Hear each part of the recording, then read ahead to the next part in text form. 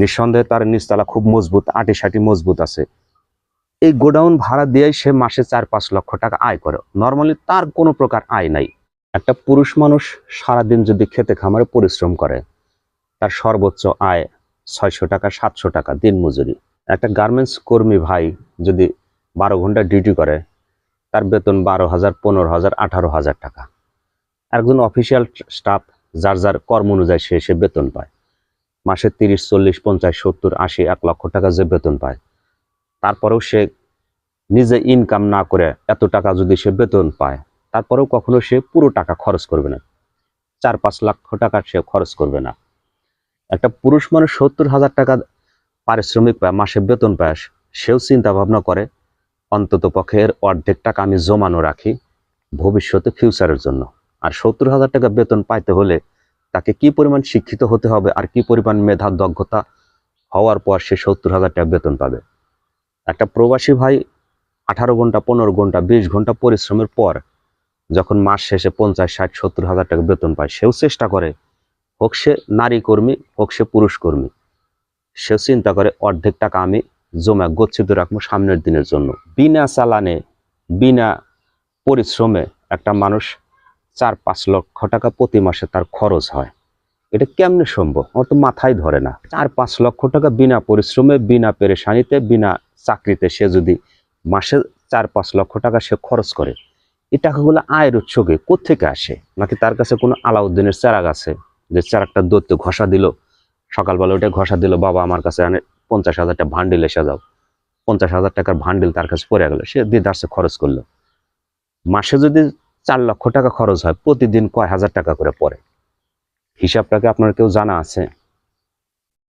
পাঁচাটার কোনো সুযোগ নেই, কাউকে তেল মারতে আসি নাই, আগে দলিল দেখাই।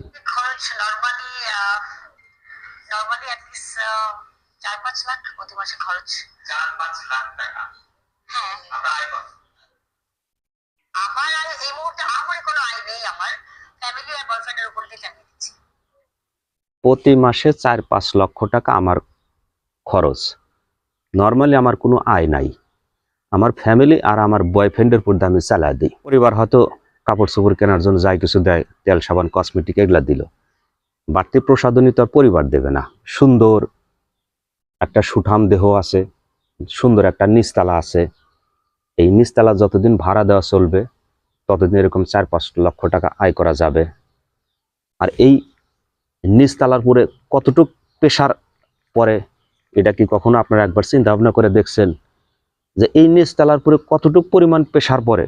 প্রেশার পড়লে পরে এই কলামটার উপরে নির্ভর করে ৪-৫ তলা বিল্ডিং। আর ৪-৫ তলা বিল্ডিং যখনই উঁচা গাঁথবেন, অবশ্যই নিচের কলামটা মজবুত হতে হবে।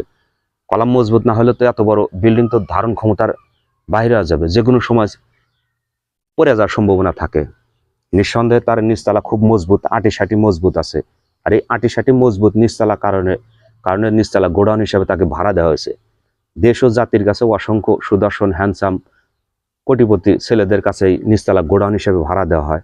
আর এই গোডাউন হিসেবে ভাড়ার জন্যই নিচতলা যত মাল ঢুকাবেন, যত লোড করতে পারবেন করেন, কোনো সমস্যা নাই। কিন্তু মাসে ৪-৫ লক্ষ টাকা এই গোডাউনটার ভাড়া দিতে হবে। এই গোডাউন ভাড়া দিয়েই সে মাসে ৪-৫ লক্ষ টাকা আয় করে। নর্মালি তার কোনো প্রকার আয় নাই, তার কোনো আয় নেই। ফ্যামিলি থেকে যা দেয় বাকিটা তার বয়ফ্রেন্ড দেয়।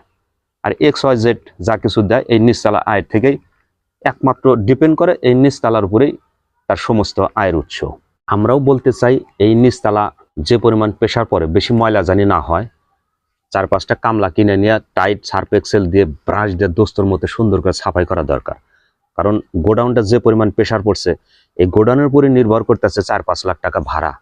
তাহলে গোডাউনটা যেন কখনো যেন ময়লা না হয়, সবসময় যেন ভিট দিয়ে সার্ফ এক্সেল দিয়ে ভিওয়াশ দিয়ে সবসময় যেন পরিষ্কার রাখা হয়। ১ টাকা নিজের কোনো ইনকাম নাই, অথচ এই সমস্ত লোকগুলা জাতির সামনে এসে বড় বড় কথা বলে, নর্মালি আমার কোনো আয় নাই, কিন্তু ৪-৫ লক্ষ টাকা আয় ফ্যামিলি থেকে আর বয়ফ্রেন্ড যা কিছু দেয়, এটাই তার ৪-৫ লক্ষ টাকা আয়ের উৎস।